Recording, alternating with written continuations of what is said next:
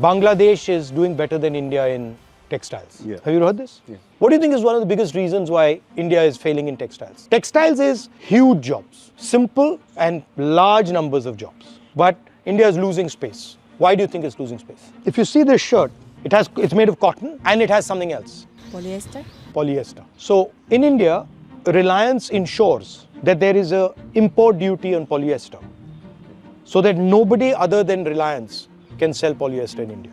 So Reliance is essentially strangling the textile market in India by saying, if you want to make clothes, the only polyester you can use is polyester that Reliance makes, right? And this has cost India, this simple one duty has cost India 1 crore jobs.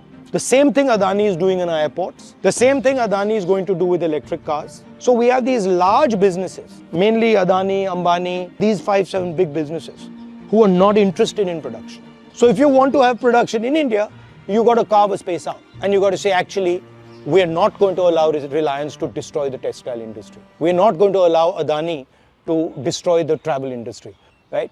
So that's really the reason why we're not getting jobs. Big opportunity is coming, right? Because we are changing the way we move. You see that car there? Uska bonnet kholo zara. When you have an accident, this is what kills you, right? And the reason it kills you is that this thing, when it gets hit by something, has massive energy going backwards. So the entire car is designed to hold this engine in place and to stop the engine from flying into you and killing you. Yeah. I mean, why is this? They're teaching you all these fancy things. They're not teaching the most basic thing.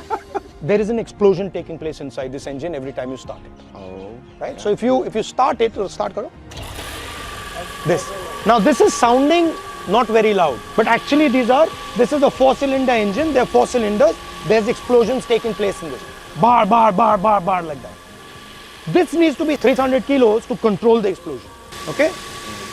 Now, how does this run? The fuel. Fuel tank. Yeah. So here, there is another thing in the back. Yeah. Fuel. Which is also an explosive, right? Because if you don't separate that from the guys in the car and you have an impact, then they're going to either die with this or they're going to die with that. So the entire car is designed to make sure that these two things don't kill the passengers. Now, what happens when you have an electric motor? This centralized power suddenly becomes decentralized, right? Now you have one motor here, one motor there, one motor there, and one motor there. When you have an accident, what happens? Nothing happens. Nothing happens. So what you've done is you've decentralized the engine. And because you've decentralized the engine, you've completely reshaped the car. Right? And you don't need metals. The amount of metal that will be used will drop completely. The structure will completely change. If you've noticed an electric car, there's no protection in the middle. The battery itself becomes the protection. What is actually happening is decentralization of power, right? That's exactly what a robot is. A robot is this divided into thousands. One motor here, 5 motors here, 5 motors here. And what is going to be the structure around where that is going to take place? It's going to be the battery, it's going to be the motor. And later when you have autonomous cars and autonomous drones and autonomous everything, what else do you need? You use your eyes to guide the car. Yeah. Now the car is going to develop eyes, which is autonomous driving. So what is happening is they're taking away control from you and giving control to this. So these are the technologies that now are going to become critical. That's what my speech was about. Yeah. So then the question is, okay, where does India fit into all this? That now we're going to move differently, right? So the politics is going to become that, right? So when you're imagining politics, you're saying, okay, so what would it look like if power was suddenly decentralized? What would policy look like? What would violence look like? What would war look like? Everything going to change. See, this is what I meant yesterday in my speech. This is what I meant yesterday in my speech, that we have to start taking this understanding to universities and colleges. Yeah. True. What happens? What is the first thing that happens when a paradigm shift takes place? Politically, what happens? Everybody will disagree, I think. No, the first thing that happens is superpowers die, right?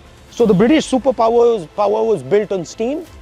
The moment we went to petrol, their entire architecture is built on steam and coal, and suddenly the new architecture is petrol, they die. Today, the United States, the West, and India's architecture is all built on petrol.